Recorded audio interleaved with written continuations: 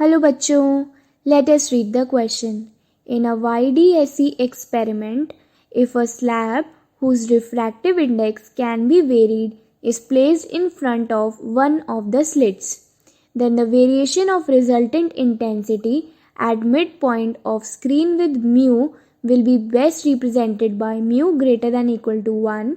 Assume slits of equal width and there is no absorption by slab.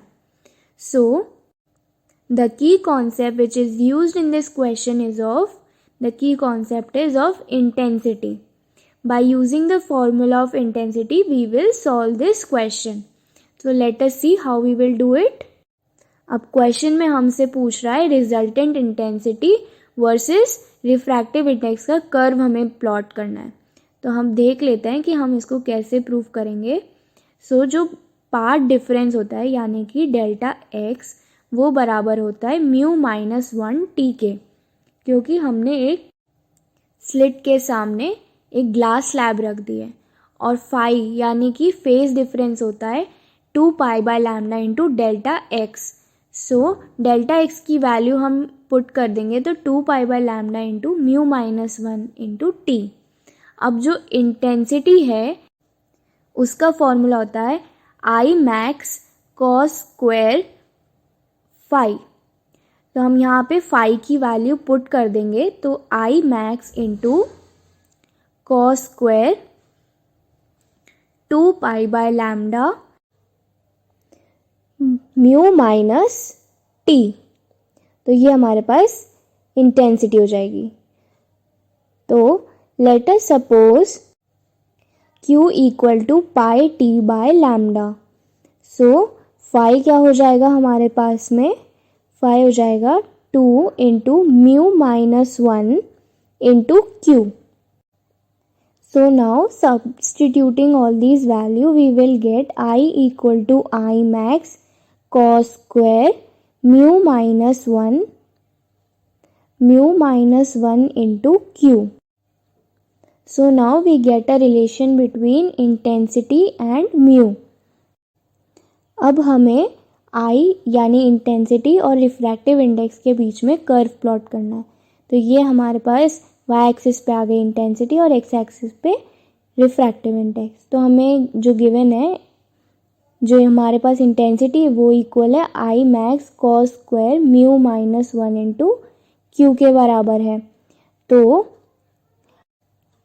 हमारे पास जो I max है उसको हमने सपोज किया है वो आई नॉट है.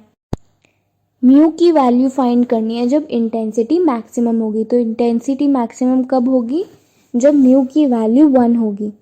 तो I equal to I not हो जाएगा. अगर म्यू इक्वल टू 1 है तो इंटेंसिटी हमारे पास मैक्सिमम है यानी कि इधर. तो यहाँ पे हमने आई नॉट मार्क कर दिया. और जो हमारे पास इंटेंसिटी और कॉस के बीच में जो कर्व है वो डायरेक्टली प्रोपोर्शनल है. Intensity is directly proportional to cos square mu minus 1 q. तो अगर हम कॉस थीटा का कर्व देखते हैं तो कॉस थीटा का कर्व कुछ इस टाइप से होता है, like this. Similarly in the left hand side also. This is what is of cos theta. यहाँ पे 0, ये पाई बाय 2, ये pi and so on. This is the curve of cos theta. और जब हम कॉस स्क्वायर थीटा का curve जब बनाते हैं तो कॉस नेगेटिव नहीं हो सकता क्योंकि ऑल पॉजिटिव टर्म्स आ जाएंगी. तो जो कर्व है वो एक्स एक्सिस के अबव ही रहेगा, but the curve remains the same. अब एक्स एक्सिस के ऊपर ही कर्व बनाना है तो ये हमारे पास कॉस स्क्वायर थीटा का कर्व हो जाएगा. तो this is how our cos square theta curve looks like. जो हमारे पास इंटेंसिटी और म्यू के बीच में कर्व बनाना है वो भी एक कॉस स्क्वायर की टर्म है.